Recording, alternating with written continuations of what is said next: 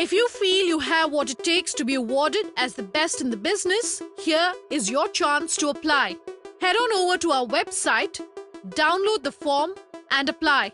If you face any troubles when applying or feel the need to get in touch with us directly, email us, call us, tweet at me directly at Sunanda_J or join our Facebook group.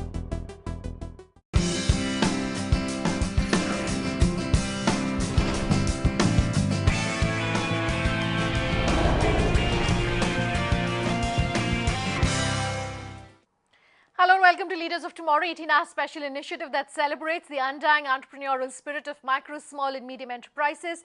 This is the only daily MSME platform in the country, a show where you can voice your concerns and get answers to all your queries directly from our team of experts. We understand the issues that you, the MSME entrepreneur, face, and the show aims to bring you the most relevant and updated information on everything related to your businesses. Today, on conversation with Ashok Jhunjhunwala, professor at IIT Madras. He is also a Padma Shri for his outstanding contributions. Thank you so much for speaking with us here on the Leaders of Tomorrow, Professor. Let's start this conversation by asking you what some of the biggest disruptors, in your opinion, in the education have been over the past decade, and what changes, in your opinion, are we likely to see over the next 5 years? If you talk at education at a very general level, over last 20-25 years, we have achieved two very important things in education. First is quantity.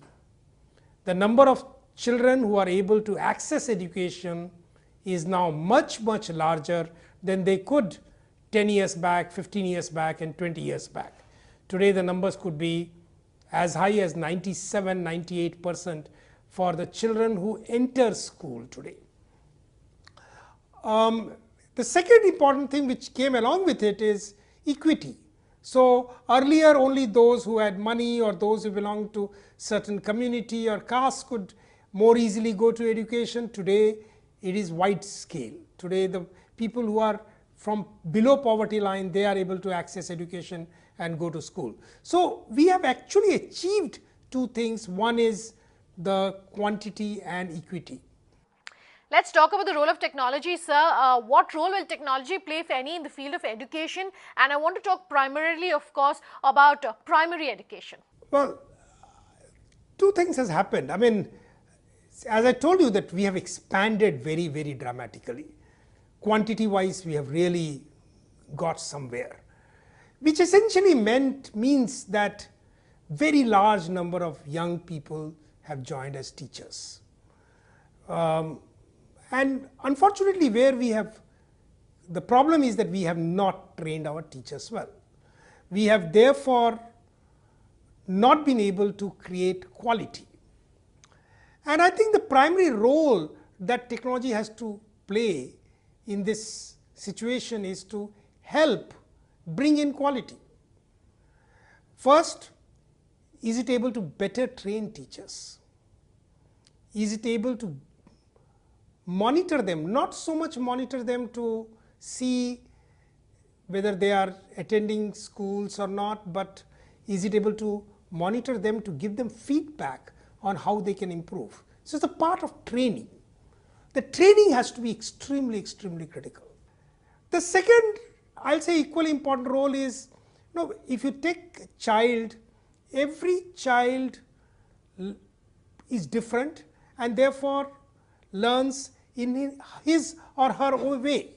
The primary role that technology has to play is to figure out a way of taking each child to grow and learn at his or her own pace, understanding their abilities and lack of abilities, understanding their interest, understanding where they are good at, focusing on that and developing that. Let's talk, a bit of a big picture view here. How, in your opinion, can the quality of education be improved across public schools, and how can private industry be used really to try and solve some of those problems? Well, as I mentioned, that one of the biggest issue will be in training the teachers. And in training the teachers, the private organizations will play a fairly important role in training the teachers, not just delivering some training material, but essentially get them to monitor their teaching, get every teacher to monitor their teaching, understand their own strengths and own weakness. And we have to develop technologies which will enable them to figure out what is their strength, where they are failing. Even when I teach, and if I kind of later on get feedback in that this things I did well, but this I did not do well, and this I could have done differently, it makes me think. So I think this is one of the things that we'll have to get teachers to do, and the private organizations can play a role, and definitely the technology can play a role. That question really sort of ties in with my next question. A lot of our viewers tell us that despite the fact that they hire some of the best talent in the industry right out of colleges, the technical knowledge and know-how of these students is sorely lacking. How, in your opinion, can that be fixed? Well, I think if you look at what these colleges or training schools do very often is tend to teach them theory and essentially give them very little practice. All this comes from sudden expansion. When you suddenly expand, having a teacher give a lecture to 60 students or 90 students or even to more, and maybe get them to write an exam, that's a relatively simpler job to do. But getting them to do some practical experience, getting them to build something, getting them to develop something, that requires far larger effort.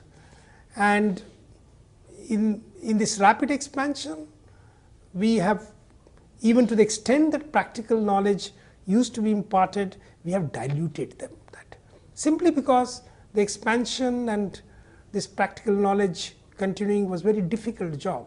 And I think we have to bring back, and we have to use technology here to essentially enable people to get a whole lot of skills, practical skills of working level. I think this is also very important, that what I mentioned earlier, that we shouldn't look at training or degree as a one-time exercise. We should look at it as a continuous exercise. So it's all right for the people to get a job with a limited number of skills, as long as they are continuously developing their skills. Every 6 months or every year or 2 years, they will have more skills and will be able to do more. I think that's a equally important role, equally important task that needs to be done. In your mind, then, what's the biggest challenge in the field of education right now in India? And on the flip side, what is the biggest advantage that a country like India presents, especially given one, how fragmented the field of education is, and two, the demographic dividend? Well, take for example my own subject, engineering. I remember in 80s we used to have hardly 70 to 80 engineering colleges, and we used to graduate probably 20-25,000 students every year, engineers every year. That's all that they used to graduate. And I know many parents used to bring their young children to me and sort of say, see, my daughter is so bright, I want her to get educated and get an engineering degree. What do I do? See, my son, he really can do things well, he should become an engineer. And I was wondering what is going on, and I saw the number of seats were so little that they just couldn't go anywhere. Today we have what, 4,500 engineering colleges, or probably more. We have closer to 2 million students, engineering students, entering every year the engineering program. So again, as I told you, quantity from hardly 20-30,000 or 50,000, we have come to 2 million. So quantity we have done well. Problem is that, so this is our strength. Quantities are our strength. We are able to therefore train a large number of people and therefore feed a rapidly expanding industry. That we have advantage. The disadvantage is again back to the same thing, that you have probably seen reports after reports, NASSCOM reports and other reports, that most of our trained engineers cannot find a job because they are not sufficiently well trained enough. So again, it is a issue of quality only. So I think it's very linked. Quality is the key. Bringing quality is the key today to solve the problems. Professor Jhunjhunwala, let's take a very quick break on that note, but much more on the other side. I'd love to pick your brains on what you think are some of the unique solutions we can have to the field of education in a country like India.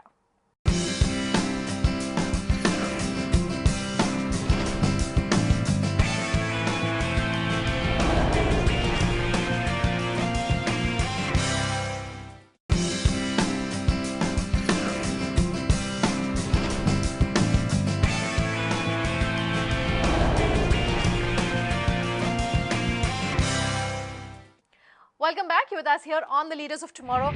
We are in conversation today with Professor Jhunjhunwala of IIT Madras. Since we're talking about some of the challenges that exist in the field of education, I must ask you whether, in your opinion, you think education should be opened up for foreign companies and money to flow in, and whether that could possibly solve some of the problems that exist. I do not believe that in any closing. So I see that certainly one can open up. Because there is no reason for closing.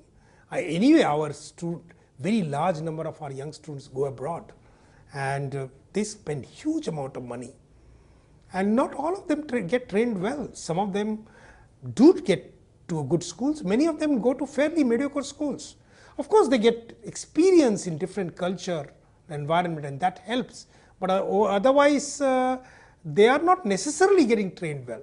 So opening it up and allowing foreign educational institutes to set up campuses out here and train them, that's perfectly fine. But will that make a huge difference in itself? In itself, I don't think so. In itself, yes, first of all, if they make the programs expensive, only a small number of people will be able to go. Will they always be able to bring in quality? Not sure. Even if the best institute somewhere else, by the time it comes here and sets something out here, may not have the quality. And many of the colleges which will come don't even have the quality to begin with. So it will not necessarily solve the problem. Will there be more competition? Sure, there will be more competition. Will that help? To some extent it will help. But I think we have to really solve our problem. We have to ensure that our children get quality education. And this is not something that really the role of government. This is, we teachers have failed to figure out a way to train our students better as the quantity increases. Of course, sudden increase in quantity, we are not prepared. But now the increase in quantity has happened over the last several years. It is more or less now stable. It's now the quality has to be brought in. If you're talking about education in a country like India, we have to talk about social entrepreneurship. In your mind, can more organizations and institutes really incorporate more socially inclusive startups?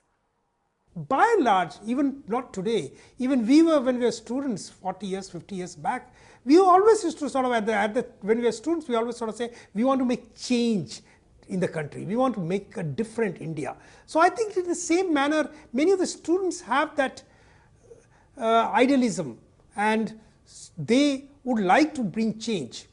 And when we tie entrepreneurship and this idealism together, essentially the social entrepreneurship comes up, and you will see a lot of interest in social entrepreneurship. So it is there. But since the entrepreneurship itself is somewhat at a very early stage, social entrepreneurship is also only a relatively small phenomenon. Over time, you will see the entrepreneurship going up like anything, and social entrepreneurship also flourishing. What is the most problematic thing? The most problematic thing is sometime people start believing that social entrepreneurship does not require you to make money. It simply because you're serving the society, you are trying to do some social good, therefore making money is less important. But you know, no business makes sense if you don't make money. No entrepreneurship makes sense if you do not make money. So I think that's the next important lesson that has to be learned. We have to talk to you about your work really with the Rural Tech Business Incubator at the IIT Madras, and what have been some of the biggest learnings really and takeaways from there. Well, RTBI is now almost 10 years old, Rural Technology and Business Incubator. The Rural Technology and Business Incubator was set up by us at IIT Madras after we had incubated some 20 to 30 companies. And we understood the process of getting youngsters to set up companies. That was already there. At that point of time, we got an opportunity and we sort of said that we will set up an incubator which is focused on social entrepreneurship. And we have done well. I think we have done close to 50 startups. We are certainly seeing not just our students, but people from outside who have no connection with IIT approaching us and saying they would like to work on socially relevant problems. And we are able, many times we are able to get them to do something like this. And they do some wonderful job. I remember, for example, one young woman, almost our first startup in RTBI, one young woman, Saloni Malhotra, she actually was listening to a lecture of mine in Delhi, and she had never been in South India. And she heard my lecture, and I talked a little bit about the socially relevant incubation and what we will like to do at RTBI. And she wrote to me next day saying that she wants to come and be part of it, want to work with us. She didn't have any understanding of entrepreneurship. Just to test her, I asked her, why don't you come over and meet us? And well, I didn't expect that she would land up, but she did land up. And when she landed up, I sort of said, well, working with us basically means that you need to do a startup. And she got used to that idea, started working with us, and set up Desi Crew, the first rural BPO company, where a BPO is set up in a village so that people in the village could be employed. The work can go with IT there, work can go from urban areas to the rural areas, but can employ people there, create wealth in rural areas, get people in rural areas to stay there. I think this kind of company, this was one of the first companies that we created, and since then we have created many companies which essentially have the social focus, and many of them done very well. What is most interesting is that youngsters really get very inspired, the amount of work that they do to make something like this possible. But note one point that I keep on emphasizing: in every enterprise you need to make money. If you don't make money, you don't scale, you don't grow.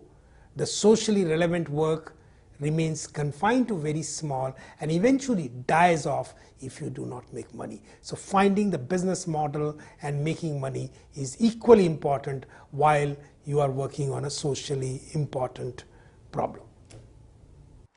All right, sir, we are running completely out of time on this show, but before we end, we love asking our experts about any one piece of advice that they'd like to leave our viewers with. Well, one simple advice: if you are young, you are a young student or a youngster, and if you have the risk-taking ability in the sense that you don't have obligations to support your parents or your brothers or sisters in near term or anybody at near term, this is the best thing for you, the best career for you is to get into startup. Either set up your own enterprise or simply join a startup. The amount of learning that you will do out there, the amount of your own development that is going to take place is far better than what you will ever learn in almost any other place. And this is an opportunity, this is a stage at which you can do it somewhat easier. Within the 10 years of graduation, before your own family responsibilities start bogging you down, this is the time to become an entrepreneur. Later on, your risk-taking ability will go down and you will miss this learning opportunity if you do not do it now. Just look at it explore that. Contact us if required. We'll try to help you. We will certainly like you to become an entrepreneur in the country. We like to see that India has very, very large number of young entrepreneurs. All right, Professor Jhunjhunwala, thank you very much for speaking with us here, the Leaders of Tomorrow. If you're a company that wants to be featured on the show, do remember we love hearing from you. You can write to us at leadersoftomorrow@timesgroup.com. You can reach us on social media using the hashtag LOT. You can tweet at me personally at Sunanda_J or call us on that number that you see flashing on your screen. We promise to have all your queries answered. Thanks for watching. Have a good night.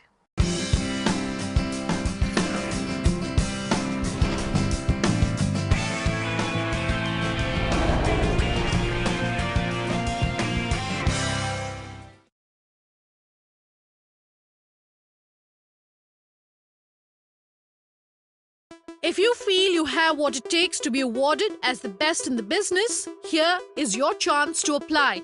Head on over to our website, download the form and apply.